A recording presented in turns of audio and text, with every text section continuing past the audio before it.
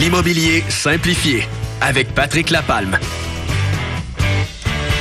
Exactement, on parle immobilier comme tous les mardis matins avec Patrick Lapalme. Salut Patrick. Hey, bon matin Sylvain. On salue tout de suite l'équipe de chez Remax de la Nausière. Hey, merci beaucoup. Et puis on va parler du changement d'heure. Tu as changé l'heure évidemment partout. Et ce qu'on fait toujours comme ancien pompier. Ben oui, c'est vraiment le thème ce matin. Écoutez, quand on change l'heure, naturellement, vérification des piles dans vos détecteurs d'incendie, de fumée, naturellement. Et aussi, vérifiez vos extincteurs que vous avez sur place dans votre propriété. Les vérifiez un peu. Vos monoxydes de carbone aussi. Faites une vérification, les resetter, les remettre à neuf. Ce matin, on va parler d'entretien aussi, un peu avec le lien avec le changement d'heure. Méga important. Hein. Oubliez pas, une chose que je mentionnais hors d'onde avec Sylvain, c'est pas le courtier qui vend votre propriété, c'est votre propriété qui va se vendre par elle-même. Et on va parler d'entretien ce matin. On aura beau mettre des milliers de publicités sur une propriété mal entretenue, elle va se vendre, mais elle va se vendre à un prix que vous serez probablement pas content.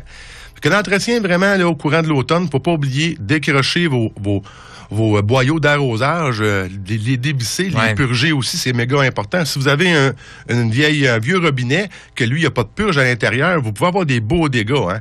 Et oubliez pas, une compagnie d'assurance, elle, si elle peut prouver que vous avez fait une négligence dans l'entretien de votre propriété, il y a très forte chance qu'elle ne vous rembourse pas si vous avez une infiltration d'eau. Parce qu'une infiltration d'eau, là, c'est la cause la plus majeure là, pour les assureurs. Faut pas l'oublier. Vos gouttières. Ouais. Là, présentement, les feuilles sont pratiquement tout tombées. Prenez un petit 10 minutes, montez sur votre toiture. En même temps, faites votre inspection de toiture. Oh, vous avez une cheminée. Avez-vous fait ramoner? Votre propriété est en vente. Vous n'avez pas fait ramoner. Dans la déclaration du vendeur, n'oubliez pas qu'on a une section qui va nous mentionner chauffage d'appoint, votre cheminée, l'avez-vous fait ramoner? Ça fait 2-3 ans que vous attendez. Faites-le faire. Le client acheteur qui va se présenter va voir que vous avez un calendrier d'entretien qui est bel et bien maintenu sur votre propriété et vous allez le sécuriser, le vendeur. C'est peu comme une voiture. Hein? Tu achètes une voiture, tu te dis, bon, écoute, si le gars en a pris soin, c'est plus tentant. Effectivement, c'est exactement le même principe. Vos gouttières, vous les nettoyez, faites une vérification. Il y a eu une mode là, dans les années 85 à 90 que les gens branchaient directement les retombées de gouttières dans les drains français.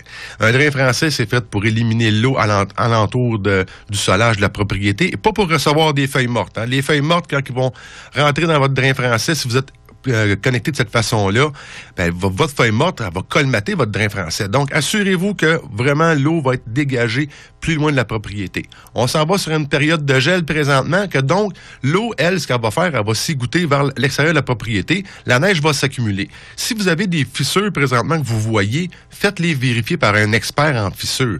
Des fois, c'est uniquement une fissure de dilatation qui va être de surface, il n'y aura pas de problématique.